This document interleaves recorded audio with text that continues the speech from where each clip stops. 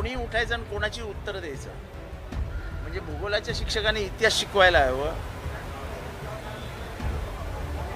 पीटीच्या शिक्षकांनी गणित शिकवायला हवं. असं काय बेसिकली ह्याची जी सेन्सिटिव्हिटी आहे या सभागृहाचं एक जे अनन्यसाधारण महत्त्व आहे तेच संपत चाललो आहे. आपण महाराष्ट्रातील तमाम सामाजिक प्रश्न, समाजाचे प्रश्न सोडवण्याचा हा प्लॅटफॉर्म आहे. याचं गांभीर्य जर कमी झालं तर लोकशाहीची आणि समाज व्यवस्थेची हानी होईल, लक्षातच येत नाही. परंतु तरी सुद्धा भास्कर जाधव यांनी ज्या पद्धतीनं प्रश्न उपस्थित केला किंवा कोण आहे हा कोण आहे अशा पद्धतीनं जे वक्तव्य केली ती सुद्धा अपमानकारक नाही आहेत. नाही नाही, असं आहे की भाषेच्या बाबतीत मला काय बोलायचं नाही. भाषा प्रत्येकाने आपापली सांभाळूनच वापरली पाहिजे, दुसऱ्याचा सन्मान केलाच पाहिजे. याच्याबद्दल दुमत असण्याचं काही कारणच नाही. पण कोणी कोणाची उत्तरं दिली पाहिजेत याला छापील नियम आहे. हे छापील नियम तर पाळले गेले पाहिजे. आणि सभागृह चालू असताना एवढं कोण व्यस्त असतं की त्याची जबाबदारी त्यांनी दुसऱ्याच्या खांद्यावर टाकावी. म्हणजे कोणाच्या खांद्यावर कोणाचं ओझं असं होतं ना ते. आज अजून एक महत्त्वाचा विषय गेले 2-3 दिवस झाले चर्चेला चालू आहे. म्हणजे 328 दारूचे परवाने देण्याच्या संदर्भामध्ये असं करून राज्याच्या उत्पन्नात खरंच भर पडू शकेल का? लाडक्या बहिणी असं आहे की तुम्हाला राज्याचं उत्पन्न वाढवायचं आहे, ठीक आहे, दरोडे घाला ना, बँका लुटा. नाहीतरी तशाही बँका लुटल्याच तुम्ही. फक्त आता त्या बाजूला गेल्याने सेफ लुटालुटीचंच काम केलं. आता तिथे जाऊन लुटालुटीचंच काम करताय.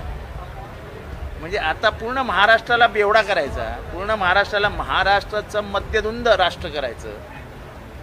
कशासाठी? का? एकीकडे लाडक्या बहिणी करायचं.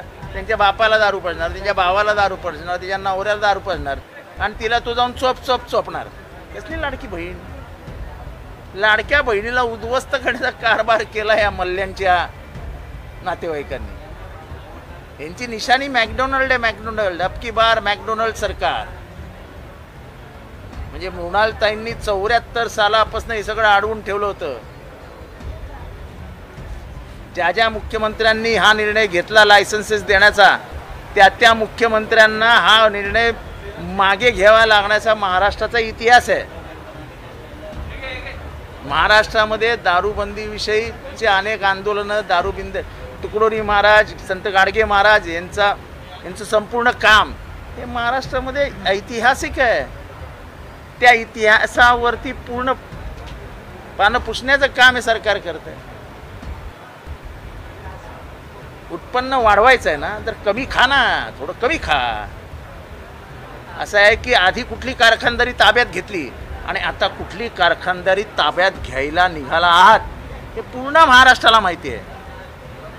आजच्या दारू व्यवसायामध्ये कुठला राजकीय नेता सर्वात जास्त स्ट्रॉंग याचं नाव अख्ख्या महाराष्ट्राला माहिती आहे. आणि कोणासाठी केलं जातं हे अख्ख्या महाराष्ट्राला माहिती आहे. त्यामुळे आर्थिक परिस्थिती ढासळलेली आहे, ती सुधारेल का? छे काही सुधारेल नाही. काय होणार आहे? फक्त काही निकटवर्तीयांचे खिसे भरले जातील एवढाच. आत्ता जे लायसन्स दिलं ना, 1 कोटीला 1 लायसन्स आहे, ते ब्लॅकमध्ये 15 कोटीला विकलं जातं. कसलं कोणाला मिळणार आहेत पैसे? आपल्या हितसंबंधी लोकांचं खिसे भरले पाहिजेत याची सोय होती. पूर्वी हेच केलं होतं. जेव्हा एकदा हे लायसन्स वाटले गेले होते, ते लायसन्स वाटलेले कोणाला? आमदारांच्या नातेवाईकांना. आता मंत्र्यांच्या पोरांना. पोरं ऑलरेडी या धंद्यात आहेतच. सर, राज्यातले 72 प्रशासकीय अधिकारी हे हनी ट्रॅपमध्ये अडकले. त्यातले काही अधिकारी हे ठाण्यात. राज्यातील 72 वरिष्ठ अधिकारी आजी माजी मंत्री हनी ट्रॅपमध्ये. नाशिक दौऱ्यावर असलेल्या राज्यातील एका बड्या नेत्याचा अनौपचारिक ठाण्यातले पोलीस सुद्धा म्हणतात की काही तक्रारी अशा आल्या आहेत ज्यामध्ये हनी ट्रॅपमध्ये अडकलेले प्रशासकीय अधिकारी. तर मला काय माहीत नाही, त्यामुळे याच्यावरती बोलणं संयुक्तिक. सर, अंजली दमनिया यांनी आरोप केला. 2014ला अटॅक झाला होता. जमील शेख मनसेचं काम करत होते आणि नजीब मुल्ला जे अजित पवार यांच्या जवळचे आहेत त्यांनी शूटरला सांगून गोळ्या मारून त्यांची हत्या केल्याचं त्यांनी हे मी अनेक दिवसापासून सांगतो. त्याच्यात अंजली दमान यांनी आज म्हणजे त्यांना अधिक प्रसिद्ध हे मिळालेलं आहे आणि त्यांनी सत्य ते सामोरे आणलं आहे. त्यात अल तय्यब नावाचा नजीब मुल्लाचा ड्रीम प्रोजेक्ट आहे ठाण्यामध्ये, त्याचा देखील त्यांनी उल्लेख केला आणि लोकांना त्याने विस्थापित सुद्धा केलेलं आहे असं सुद्धा म्हटलं आहे. त्याचे दाऊदचा भाऊ याच्याबरोबरचे संबंध पोलिसांनी दडपले. इक्बाल बरोबर त्याचे काय संबंध होते, कोण बिर्याणी खायला जायचं इक्बालच्या घरी, सगळ्यांना सगळं माहिती आहे. त्यासोबतच त्या म्हणतात की उपमुख्यमंत्र्यांच्या जर जवळचे असेल तर मग तुमच्यावर कारवाई होत नाही. इफेक्ट आहे. कोणी फोन केला, कशी काय त्या इन्स्पेक्टरची बदली झाली, जो इन्स्पेक्टर त्याला रात्री अरेस्ट करायला जाणार होता. सत्य सांगितलं अंजली दमनिया यांनी. आवडसाहेब, आज एक महत्त्वपूर्ण बैठक राष्ट्रवादी शरदचंद्र पवार पक्षाची आहे. अशी चर्चा आहे की आजच्या बैठकीमध्ये प्रदेशाध्यक्ष बदलले जातात. 1 तासात बैठक आहे, तेवढपर्यंत थांबा.